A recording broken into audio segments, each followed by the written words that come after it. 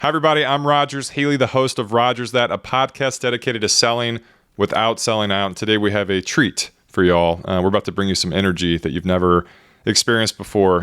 This person I've been friends with for 20 years. I've been a fan for 20 years. I've watched her meteoric rise to celebrity, both online and in person, and something that excites me about our guest today is when you think of our city of Dallas, you literally think of this person, so much so that where she represented our city on a TV show, she represents us every day in person and also online.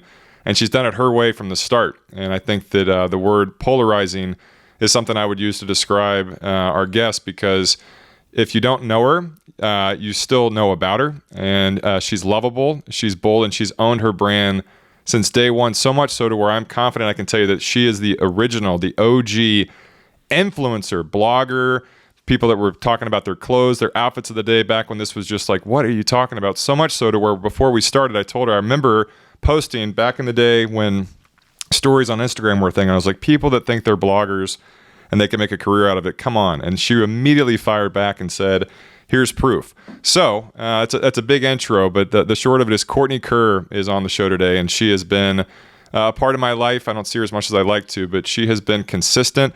She has been herself, and she's done it the right way, and she is proof that even though you can find significant success, you can still remain yourself. So, Courtney, thanks for coming. That was an intro. Will you write my bio moving forward? Yes. That was quite an overwhelming intro, and that was very, very kind. Well, don't cry, because we both are wearing makeup. I know. I can't get these false eyelashes wet. But yeah, no, that was so nice. Well, I meant it, and I I want you to read that before I walk down the aisle and get married in 6 months. I mean, that's what I think we're done. I think I can leave now. And that is how you sell without selling out. Have a great day. Courtney, that. No, I mean, Courtney and I, we met. I think that we've been through a journey together, and obviously life happens and you drift away. But we met when we were in our early 20s, and it was a figured out phase. And yeah. I'll never forget. I'll never forget your apartment having just this eclectic vibe, and it was just like you were owning this thing that, unfortunately, you were years ahead of it, right? And I think that's an overwhelming. It's an overwhelming thing when you realize, like, okay, I'm onto something, but I have to wait for the rest of the world to catch up. But before we get into the meat and potatoes of your business and your brand and kind of how you've pioneered an industry, maybe get us what got you there. Wow. I mean, how much time do we have? 45 minutes. Okay. I can do it. I can do my quick 60-second elevator pitch. I had, like you said, we met when we were in our early 20s, 20, 25, 26. I mean, we were just 22. All young and stupid with digital cameras, and Facebook was like very new. MySpace. Oh my God, the top 8. Top 8. Background songs or background image, everything. What a big honor to be in someone's top 8. Like wow. Okay. Yeah. We've just really taken it back.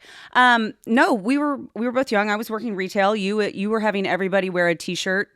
Rogers Healy is my realtor. I will never forget that.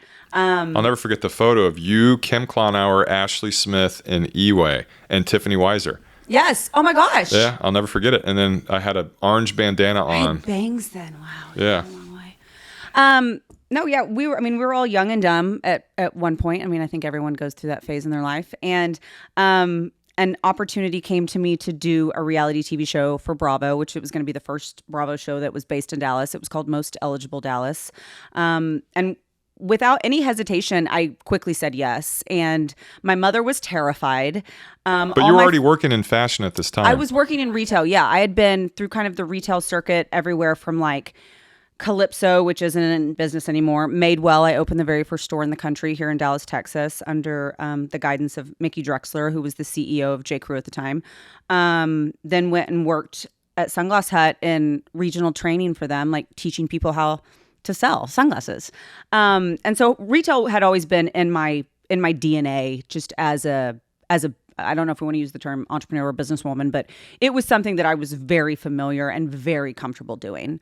I had a boss once that said I could sell a melting red snow cone to a bride wearing gloves. Like I was very good at creating this need, value-based positioning of how I sold. Anyways. For stuff that necessarily people didn't need. Yeah. Which is, I think, the sign of a great salesperson is when you... And it wasn't about to make money. It was just because, like, I just loved the sale. Yeah. Like, being able to get that sale. It's a drug. And it is a drug. Yeah. I mean, I'm sure you know that. So yeah, did retail for a really long time. And then, like I said, an opportunity came to do a reality show and I signed up without hesitation. And that decision changed the entire course of my life in the sense that, I've had almost, what now, I guess 13 years to look back at it, 12 years to look back at it and go, had I not made that decision, like my blog might or might not exist. I don't know. What's the blog called? It's called Currently, like my last name. Get it? KERRENTLY.com. Yes. Proud sponsor of the podcast.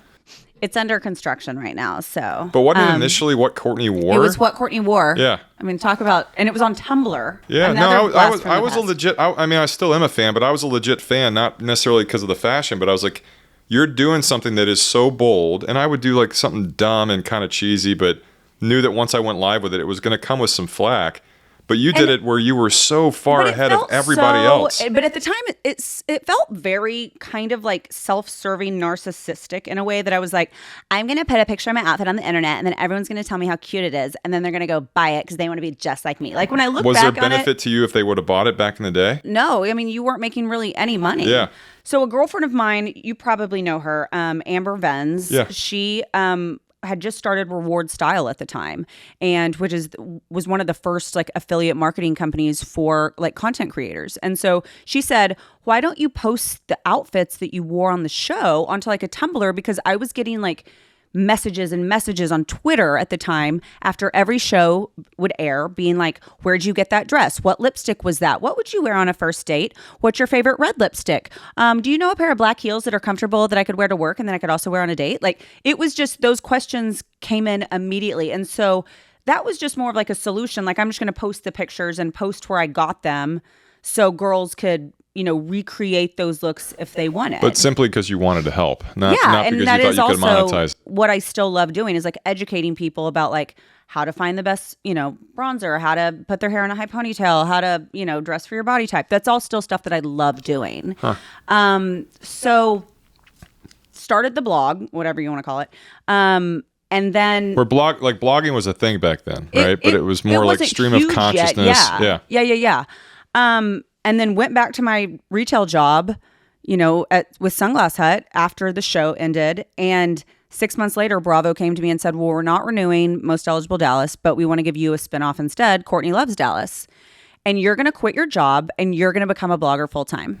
Okay. And I was like, well, I mean, what about benefits? Do I get health insurance? There were so many things that I didn't know about, because the blogging was still really fairly new. And I was like, can this actually support my lifestyle? Can I pay for my rent in Uptown Dallas and have money to shop and play and travel and like do all those things that we were doing at 28 years old?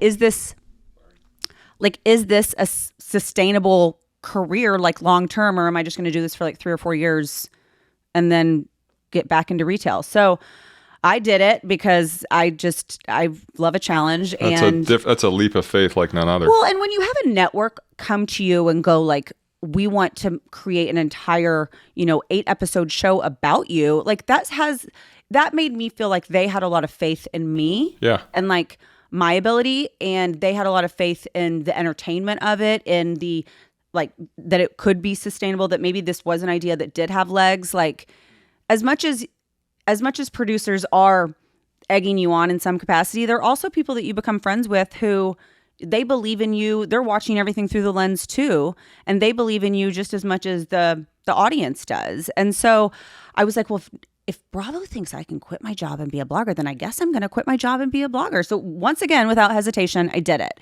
And then started blogging every single day. And I was creating, content that was driven around everything from like how to find one-piece swimsuits, how to find skinny jeans, how to, it was. But at this point, were you monetizing it, or were you? Yes-ish. Yeah. I was making enough to live hand to mouth, but it wasn't a ton of money then.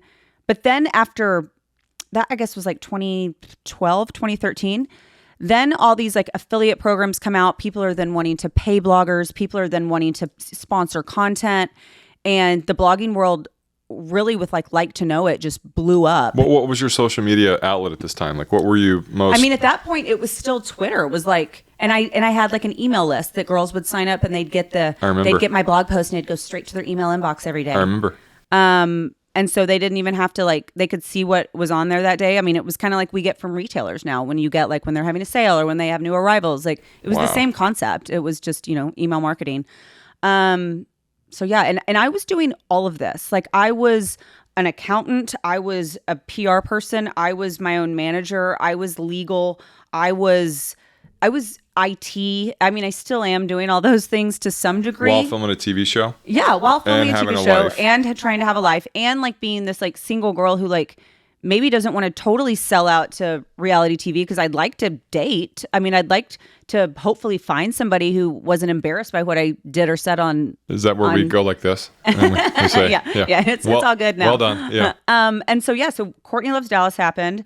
And then D Magazine came to me to do the broadcast, which with was Lisa? With Lisa Pinheiro. Is that how you know her? Mm-hmm. Okay. Lisa, who's a former podcast guest. And one of my best friends. I mean, that was 12 years ago, and she's like my sister. I think I told you when I initially invested in Glowtrition, I was like, I know the perfect investor, and I texted you. You texted me, and I was hey, idiot. Yeah, I've known Lisa longer than you. Yeah, I've been an ambassador and a champion for Glowtrition since the day she started it, and she's just remarkable. But yeah, so did that talk show, which kind of helped me get a little finesse when it came to just having that camera experience was so important, especially if I was we didn't know this at the time, but Instagram was going to go really heavy on video. So being able to speak precisely, speak quickly, land a plane, tell a story, create a needs value for a product, that experience doing that morning television really, it groomed me in a way looking back that I don't think I saw at the time.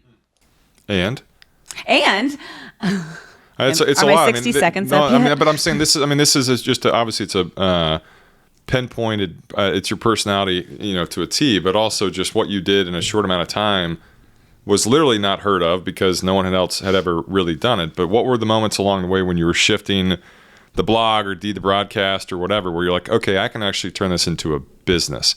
And I think that's what you brought a business to an industry that I would make fun of. Yeah. I was like, this is not, and now it's influencers in the wild, these people, it's they're trying to be like yeah, Courtney. I mean, now every girl takes pictures of her outfit and posts it. And I remember having to ask friends to come over and I was like, I will cook dinner for you and pay for your drinks at Knox Street Pub tonight if you take my digital camera and take pictures of me. So, cause there weren't blog photographers then. It was us. I was really having to rope my friends into, hey, will you take an Instagram picture for me? God, but again, you were literally 3 or 4 years ahead of anyone else. It wasn't normal, right?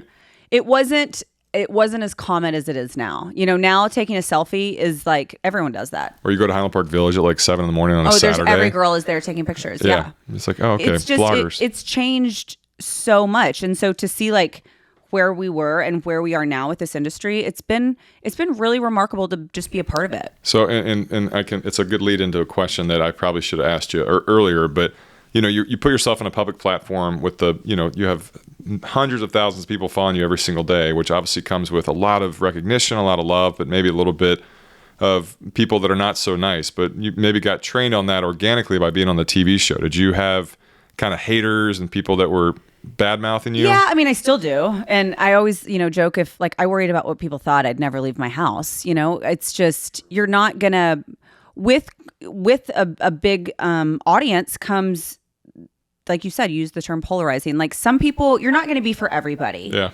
And I think that's a hard thing to grip though. It's really hard to go, I don't know if I say I want to be likable. I don't really care about being likable. I'm more interested in being myself than being liked. Yeah, then it's the people that, for me, I think I'm a polarizing person too. The people that don't like me, the common thread for most of them is they don't know me. Yeah. And it's so hard, especially when I started to find success and recognition. I almost was working more on the people that didn't know me that were doing this versus just edifying the people that actually were loyal to me. But Isn't that funny? Yeah. How you're so consumed with the people that don't like you. Yeah, no, it would literally, and still it kind of eats at me, and I think that's human nature. And I still catch myself being like that. There'll be nights that I'll be going through DMs and I'll post something, and 80% of the DMs will be positive. Yeah. And then there's always those that like 20% who they just like can't be happy for you. They can't have a sense of humor. They maybe hate themselves. So just projecting is like how they manage that internally. They have access to you. But like I find myself harping and like trying to change there's moments that I catch myself going like, why am I so focused on changing their opinion of me than just like being happy with the people that support me and love me and root for me. And I think, you think about it like a baseball game. It's like thousands of people cheer for, the pitcher when he runs out, but then there's always those like 5 hecklers. But that's who you hear. And that's that's the noise that you let get into your ear. Yeah. And managing them has never been, I say it's never been tough. I mean, there's definitely been moments that like I've sobbed my eyes out, and just because you feel like, especially in the last like 3 or 4 years, trying to stay in my lane, which is something I've always really prided myself at. Like I'm not the news. Like no one's going to come to me for like politics or weather. But that's why they come to you. Or my opinion on, whether it be like gun control, abortion. I mean, anything that becomes a hot topic, it's become this odd thing that like influencers, we need to like release a statement. And it's so strange to me. Like I understand it, but it's still just bizarre. Because they got to pick a side. I'm like, why do you don't care what, I say like the cooking channel, like the cooking channel doesn't have to release a statement when something happens in politics or something crazy happens in the world. But it's just, I think it's funny how, because I've leaned into this being paid for my personality, then they expect you to have an opinion about that. And it's been that's probably been harder to navigate than like the haters, is just like, when do you say something? How do you say something? How do you say something without saying something? Yeah. And then how do you not take, it's hard. It's hard to take people seriously. And how do you not take it personally that like, hey, if you're just look at, gosh, I mean, I have to not break, but like how many election text messages have you gotten? I know. Like spam? Yeah. Yeah. Like it's 50 insane. a day. Yeah. And like the election, that gives me anxiety just thinking about an election coming up, because like you're expected to make a statement and you're expected to give your opinion. And you're going, well, if I Which means you lose some people. Yeah. Like 50% of people hate you. Yeah. Which, trust me, I get it. And obviously my stuff is more in line with the actual news, but it's still real estate. And there's been times where I've been on TV on a channel that I didn't know what the hell I was doing, but I was like, I'll talk about real estate. And then the Twitter mafia comes after you because they're like, why are you on that channel? I was like, because interest rates dropped. Like, and I'm in the business of self-promotion, but yeah, I think it just, again, I think there's a problem with our society that a lot of them are lazy. They don't actually want to do their homework, and they can't just realize, hey, Courtney is building her brand. Who cares who she voted for? Like, if you want to know about high ponytails and highlighter and eyeshadow, I got you. But like, I promise you, my political opinion is not what 300,000 people are following me for. And so, I don't know, trying to navigate that has been probably the most difficult thing. And that's just something that's, I think, been on the rise the last like 3 or 4 years. Well, let's bring it back to something positive about, you mentioned 300,000 followers, which is incredibly impressive. They love you.